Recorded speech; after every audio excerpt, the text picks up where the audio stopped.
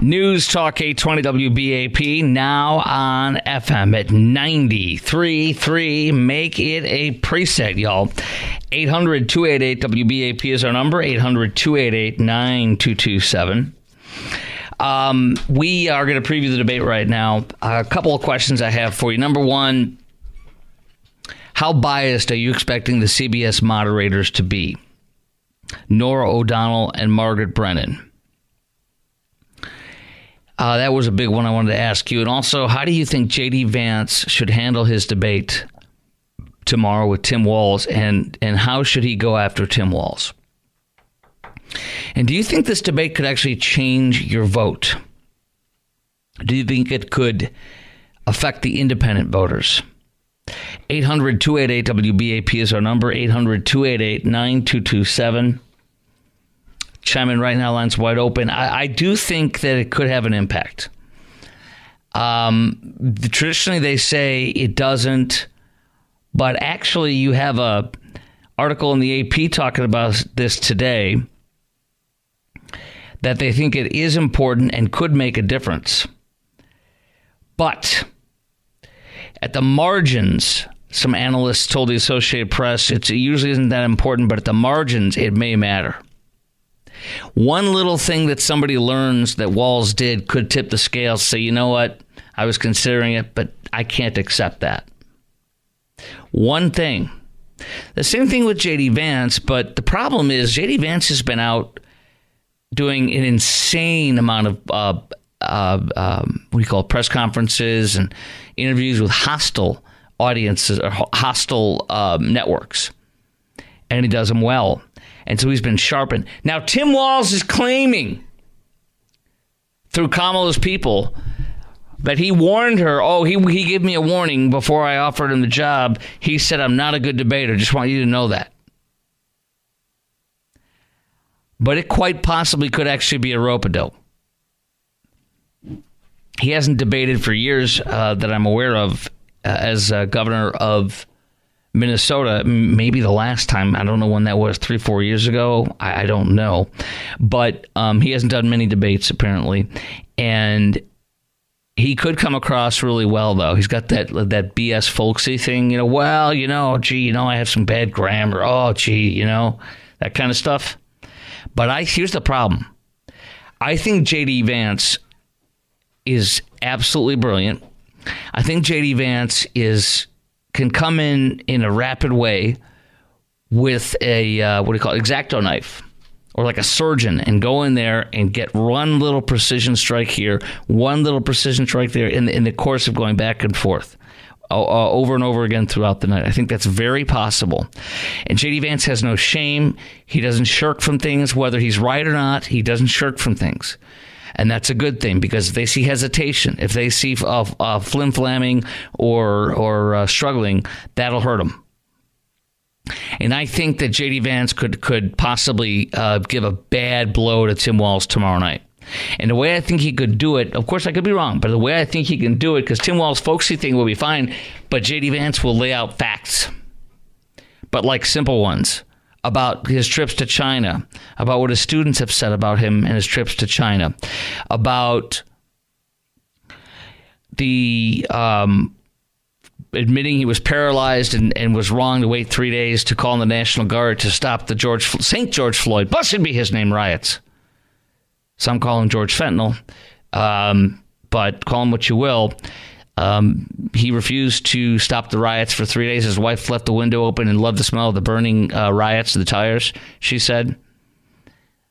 So I think he can get nailed on being paralyzed, on allowing and telling the people. He told the people of Minneapolis, let the people on the ground there, not the protesters, but the authorities, let them take over the precinct, let it go. And J.D. Vance will deliver that with simple facts. Also, his military service is going to be a big problem, because J.D. Vance served honorably, and he went to combat theater. Now, he was a journalist, and I understand that, but as a journalist, you go in the combat theater. And if he comes in interactions and the guys around die and it's just him, he's not even that. He's going to fight if he needs to fight, clearly. Number two, if people around him get killed, he's the only one fighting, and they're going to take him prisoner or kill him. So he still went in the combat theater. Tim Walz lied. He lied and said he carried combats and weapons of war in war multiple times. He also received for years and called himself a higher rank than he was. And J.D. Vance can come in there and say, I served, man. When I got the call to go to combat, I went. When you got the call to combat, you ditched your unit, and they died. People died in there, Tim. And there's a special brotherhood and knowledge that you have as somebody who served. I don't have that, but I've seen it so many times over so many years because I get the privilege, while I haven't served my country that way, I get the privilege of shaping deep, long-lasting relationships with our soldiers. In the position I'm in, Chris Kyle I had him on my show fairly regularly before he was killed. And I'm very close with his people, some of his best friends, period. And I've had Jeff, his brother, on several times over the years. And then also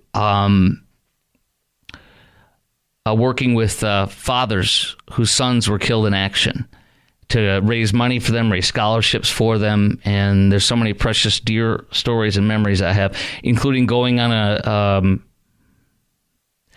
going with the Patriot Guard Riders. Actually, I wasn't with them. I was with the family of a soldier when I was in Atlanta that was killed, and they invited me to be a part of it, and I did, and I went, and I was, in the processional behind the family in a car and witnessing everything, and it was the most gripping and compelling thing. And then to go out on the tarmac and await a jet that was flown in, came around and parked, and then was unloaded with that coffin in it, and then a flag draped over it, and then carried in by our military.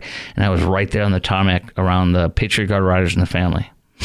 And I'm telling you, man, there was an 18-year-old boy who went, or 19-year-old boy who went, and 6 months after that combat in Tim Walz's unit, he was killed. And his mom said, he didn't go, this man ditched my son. There was multiple people in that guard unit killed. And remember, his supervisor's boss in above him, the rank above him, said if he said he knew he was going to Iraq with us. He knew we were going. He was helping me prepare the plans for deployment, and he knew that was coming up and that was most likely going to happen. And then he left, and he didn't ask him if he could leave early or whatever, get out. He didn't ask him. He went above his boss to way up higher, and got permission to leave because he knew if he would have went to his supervisor, he would have said, "You ain't going nowhere. You're in this. You made these plans with us. You've attended these meetings with us for months. You're not going anywhere." And he said that on CNN, and in the second interview at another place. So I haven't played for you the sound bites yet. There's a sound bite or two I have of the two debaters for tomorrow night's debate: VP Walz versus VP candidate J.D. Vance versus VP candidate Tampon Tim Walz, or Tampon Tim Walz, or Timpon, I guess we can call him. I'm going to play audio from what she said. It's kind of a compilation of some of the moderators and how biased they are. And then I'll quote some of their biased quotes. And I want to ask you again, do you feel Kamala and Joe, not Kamala, Joe, how biased do you think the CBS moderators are going to be? How biased do you expect them to be? And how should J.D. Vance handle this debate? How should he go after Tim Walz? I've just laid that out for you. And how should, could this debate, I should say, change your vote? Could it change your vote? Do you actually think it could affect the independent vote? 800-288-WBAP is our number, 800-288-9227. You'll hear some of the biased reporting from them, and I'll give you some more interesting takes on this and some more info. And then we're going to get into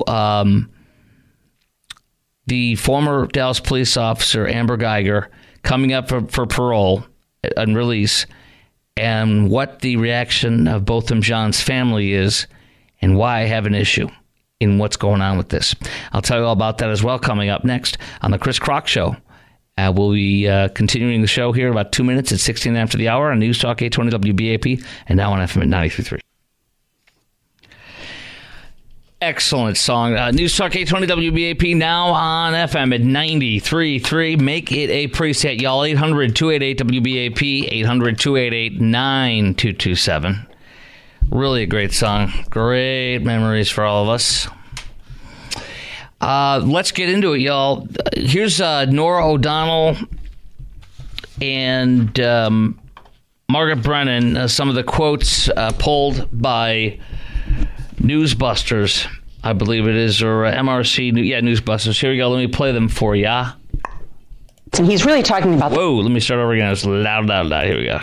And he's really talking about that the core values of this nation are at stake. I mean, he comes with a wealth of background, and to take him on essentially what are issues of character. He is recovering from these injuries now. This was a traumatic event, no doubt, for him. But I did notice there was no call for lowering the temperature, condemning all political violence. Does Donald Trump bear some responsibility for that? Does he need to change his rhetoric? Is it Donald Trump's fault that he got shot? That's what she was saying there. And then is it his responsibility to turn down the rhetoric? He got shot! And it's his fault! Over and over again she was saying that. That's who's doing the debate moderation. How biased are you expecting the CBS moderators to be, and how should J.D. Vance handle this debate, and how should he go after Tim Walz? Could this debate change your vote? And do you think it could affect the independent vote? 800-288-WBAP is our number, 800-288-9227. Now, there's a little bit more that's interesting. This is from Mediaite and their breaking down of it. CBS moderators, for the most part, fact-checking, they're going to leave it to the two to make up the fact-checking on one another. They're not going to be jumping in. They're going to have some real-time blog thing, but that's fine. Nobody's going to care about that, except for way political people, which don't matter in this debate. What matters are the people as a whole, especially the independents. They'll have 2 minutes each to respond to questions, or as Dwayne would say, questions. And the opposing candidate each gets 2 minutes to respond. And then each candidate will be offered 1 minute for follow-up rebuttals. They may get an additional minute each to continue a discussion if the moderators choose.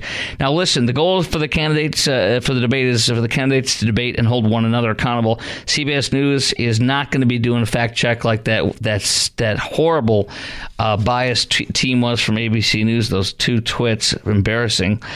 You know, isn't that funny? This is the third debate to be done, and the only one that went like that was the one that was super biased with ABC News. CNN did not do this. They did a great job. I've not heard anybody criticize how CNN did the first presidential debate with Biden and Trump. And then the insanely horrible debate moderation, biased as all get out, from ABC. And now this. So that's fine, assuming they're going to do it right. But I don't know, man. How insane was ABC with what they did to Trump? They literally kept telling me he was wrong, and they had no evidence to back it up. They didn't cite the sources, and they said nothing to Kamala with all of her total lies. Just unbelievable. 800-288-WBAP is our number, 800-288-9227. Let me play something else. Did you know that J.D. Vance got kicked out of a bar at an appearance today in I don't remember what state it was in. It was, I don't know if it was in North Carolina or where, but it was one of the swing states. He was go visiting a bar, and they kicked him out. I'll play the audio of what J.D. Vance said, because all of his people that were in there canceled their orders. There was a whole bunch of orders that were there for you. You could imagine, I don't know, 10, 20, 30, 40, 50 people. I don't know what. But it was pretty packed when I saw them waiting for him. And once the manager got nervous and said, we just can't handle this. She's worried and nervous. Not that she was biased against him, supposedly. I think she even had a Trump thing on her shirt. I could be wrong, but I think so. I don't know. But anyways, here's how he handled it. Right when he walked outside, finding out that they canceled, they kicked him out. Here's what J.D. Vance said. You're going to love this. This is why he's great. And he's really talking about Wait, wrong one. This one here. We paid for everybody's food. We gave him a nice tip. And, of course, when I gave him a nice tip, I said, no taxes on tip. God bless you. It's all right. Don't hold it against her. She just got a little nervous, but it's a great local business. Let's keep on supporting it. So, yeah, it wasn't a negative, and I don't think it was for her even. It was just she got nervous. So, whatever. Maybe she was worried about security or Democrats canceling the business or, I don't, you know what I mean? Like stopping to go there. What? Anyway, so that's how that went down. We're carrying the debate live tomorrow night, of course, starting at 8 o'clock. And we'll have some post-debate coverage from Fox News Radio. And then you and I go on live and we will be reacting. Okay? So I do not want to miss that with you. And follow me on Twitter because you can follow me and you should follow me not only on Twitter but on Facebook and Instagram and Twitter, all the same handle, at Chris Crock Show. That's at Chris Crock Show, ChrisKrock, at Chris Crock Show, excuse me. What I want you to do is follow me now, and I will be prolifically tweeting on Twitter.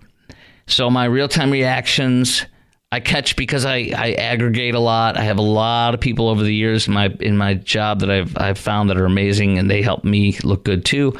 And so I will share theirs that are really like wow, and highlights and my comments throughout the debate. So that's where I'll be reacting on Twitter. At Chris Crock Show, ChrisKrock, at Chris Crock Show.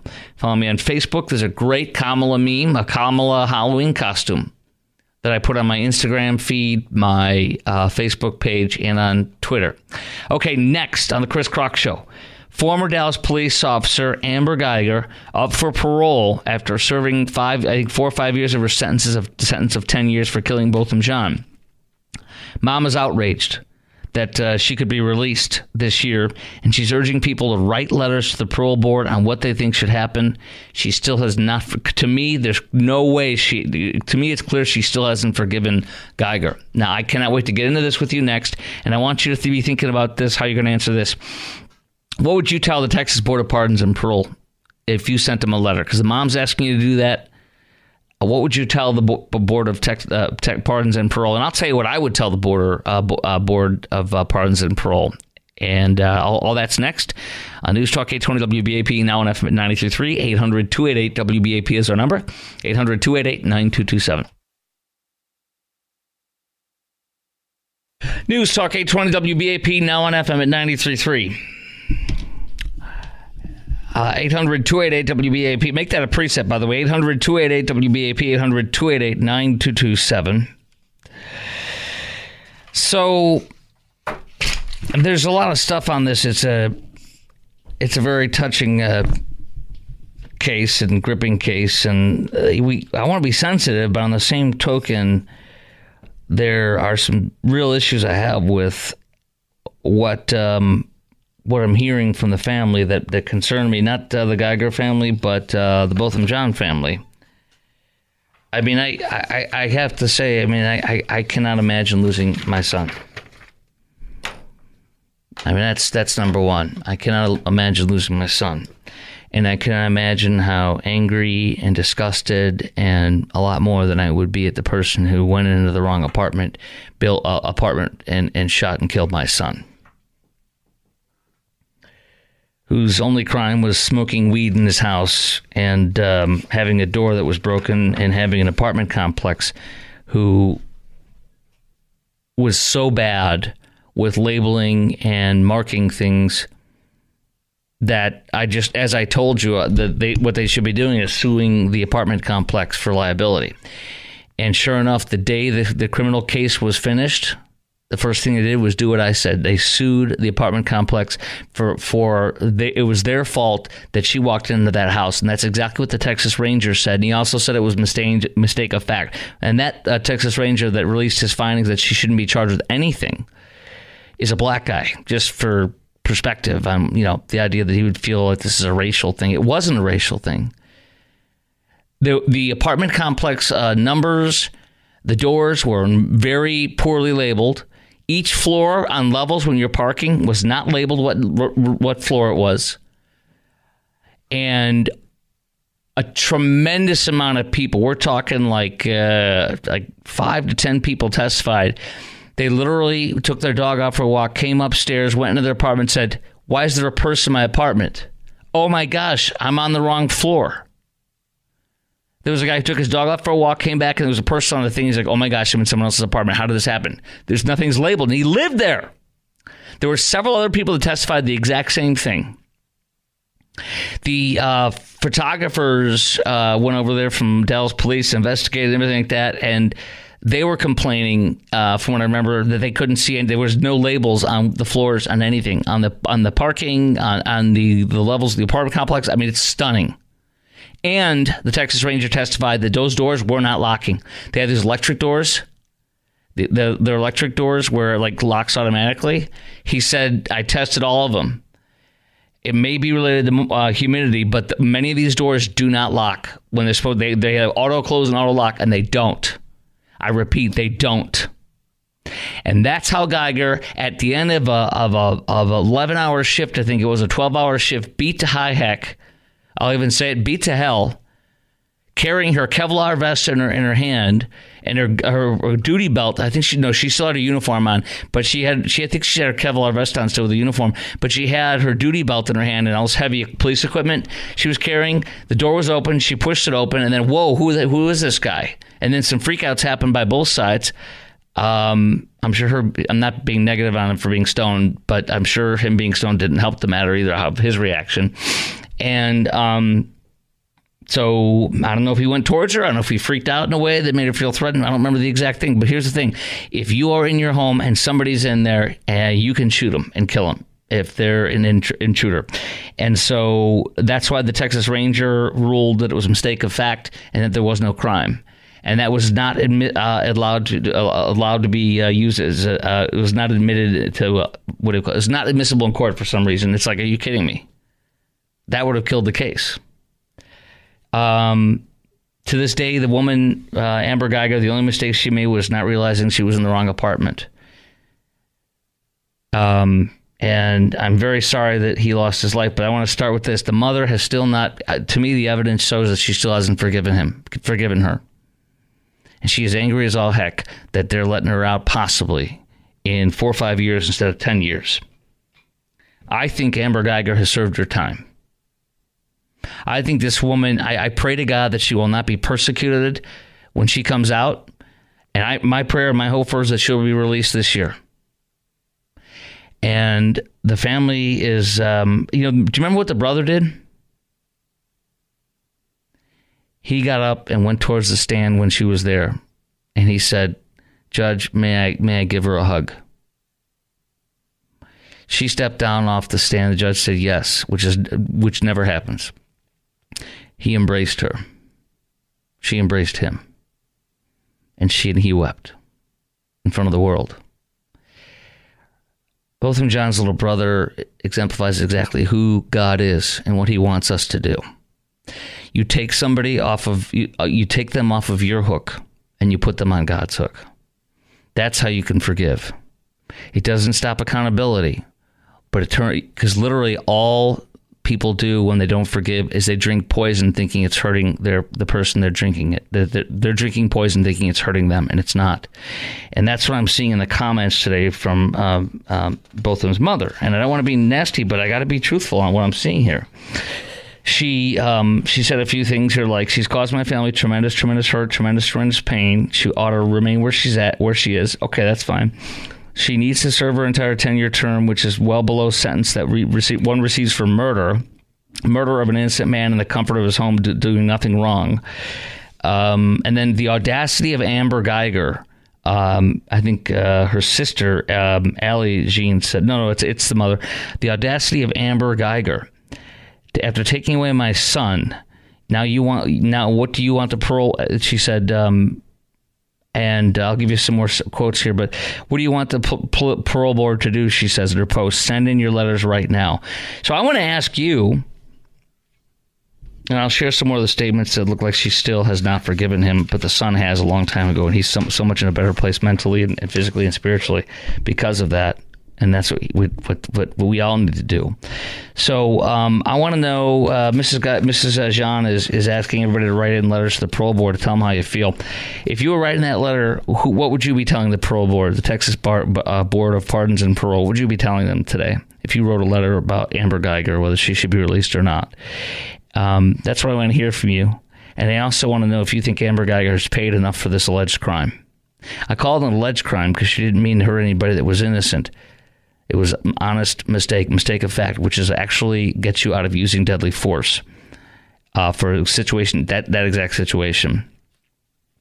And as hard as it is, would you recommend Botham Jean's parents forgive Amber for what she did, like her brother did, like the son did, the younger son? And have you ever forgiven, so this is a big one to make it personal with you, have you ever forgiven somebody for doing something terrible to you? Have you ever forgiven something for doing for somebody doing something terrible to you? Maybe you had a cheating spouse.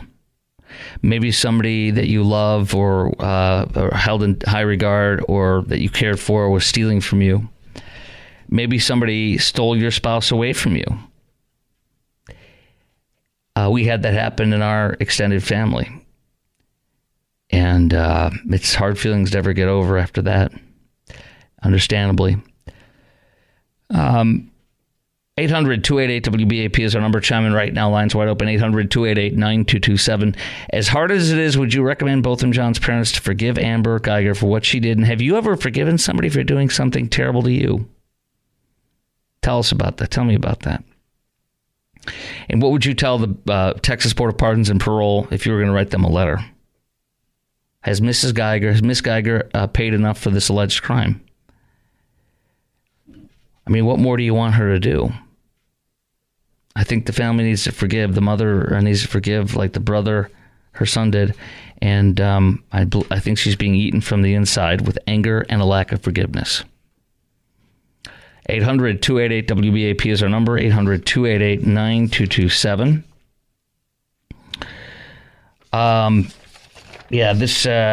There's a lot of anger and a lot of, I think, a lack of forgiveness by the family. You have a lady who's a UT Arlington criminal law or crime professor or whatever, some kind. And she was really nasty when she was asked by CBS News. She says, this man was murdered. He was killed in his own home. So I would imagine letters of support for her staying in prison would probably be pouring in. Now, the Texas Board of Pardons and Parole only gives parole or pardons, I guess, 35% of the time. They give you an early release. I think this is worth it. I think this is it. It was a mistake. It was an honest mistake. It was a legal mistake, and she's paid. I pray that Amber can work and be left alone. I pray that Mrs. Jean doesn't put this woman in the poorhouse and persecution for the rest of her life. I would be willing to guess that if Mrs. Botham Jean's mom, if her younger son made a mistake that caused severe consequences, that she'd want him to be forgiven. And I know that if my son did that, I would want him to be forgiven. And I think there's a point of just literally canceling, attacking, and destroying. And every time you get a glance of them, you want to destroy them again. That is wicked. That is evil. And that is not your job. That is not your job. I mean, clearly people can speak out, share their feelings. But, all right, I'll give you a few more comments from them, and I want to hear from you. What would you tell the Texas Board of Pardons and Parole? Would you say let Amber Guyger get out this year, or no? And what would you say in support or against her being released? And has she paid enough for this alleged crime? And as hard as it is, would you recommend Botham Jean's parents forgive Amber for what she has done, what she did? And have you ever forgiven somebody for doing something terrible to you? Maybe not this terrible, but, cheating spouse, somebody stealing from you, taking your spouse from you. I mean, there's many things that happen to people over the years. And it can either eat you up alive and stay with you to your death, or you can let them go and forgive them and put them on God's hook. 800-288-WBAP is our number. I'll get you more comments from the family and love to hear from your thoughts on that too. 800-288-9227, 800-288-WBAP, and News Talk 820 WBAP, now on FM at 93.3. News Talk 820 WBAP, now on FM at 93.3, make it a preset. The sister of Botham Jean is another person. I read so many stories about this over the weekend. I'm praying that she is not granted her parole, the sister says, of Botham Jean, because I feel like it would be losing Botham all over again, and losing Botham was the worst day of my life and still is. If she's granted parole, it would be very traumatic to myself and my family. Talking about Amber Guyger coming up for parole 4 or 5 years after the death of Botham Jean. Guyger deserves to spend, this is what John Creuzot, let him go Creuzot, the Soros-backed attorney DA says for Dallas County. Guyger deserves to spend her entire sentence, quote, short sentence, quote, in prison. She was sentenced to 10 years, which to me is a very light sentence for this murder. Shame on you, John Creuzot, you liar. You're a sick man, John Creuzot. So the decent thing to do, he says, is serve every single day. The sister also believes Guyger should serve her whole sentence. The sister of Botham Jean. Guyger made 4 appeals, which really showed she didn't accept responsibility for what she did. And that is an absolute mistruth, a lie, because she did accept responsibility for what she did. But this was a mistake. So she's entitled to every appeal, and I think she should take every one, and I hope she gets it. 3 lines open, 800-288-WBAP is our number. 800-288-9227. What would you tell Texas Board of Pardons and Parole if you were sending a letter in, like Botham's mom is asking people to do? And has Amber Guyger paid enough for this alleged crime? And as hard as it is, would you recommend Botham Jean's parents and sister forgive Amber for what she did? And have you ever forgiven somebody for doing something terrible to you? 800-288-WBAP is our number, 800-288-9227. A cheating spouse, stealing from you, taking your spouse from you, etc. All right, let's go to Mike in Grand Prairie. Mike, WBAP, you're on. Hey, thanks for taking the call. You're welcome. Love the show. It's not so much as to what I would say to the parole board, but it's a question that I have that I don't think anybody's asked. In light of these school shootings and how prosecutors have gone after the parents and found them liable, and that parents have been sentenced for the actions of their children. Based off of what the ranger said regarding the complex, the doors, and everything, has there been any movement at all toward holding the owners of the apartment complex culpable? Yes, not criminally, but civilly. I told my whole stance since the whole time was it was an honest mistake. She should not be charged with any crime, and that the apartment complex is the one who is responsible for this, and they should be sued. And sure enough, they kept quiet about that on the Jean family until after the criminal trial, after she was convicted. And then the next day they filed suit blaming the apartment complex. And that's who they should be going after, not Miss Guyger, as hard as it is. Mike, absolutely. So what would you I feel for the family and... Yeah. What would you say to the Texas Board of Pardons and Parole? Well, just as you said, it was an honest mistake, and I would fight, to have them consider, even though it wasn't admitted, but have them consider what the ranger said. Absolutely. That hopefully can be said in there. So you would say release her now. She's done enough. Appreciate your call, Mike. Yes? I'd say she shouldn't have done a day. I agree with you. Thank you very much. Mike in New Mexico, WBAP, what do you got?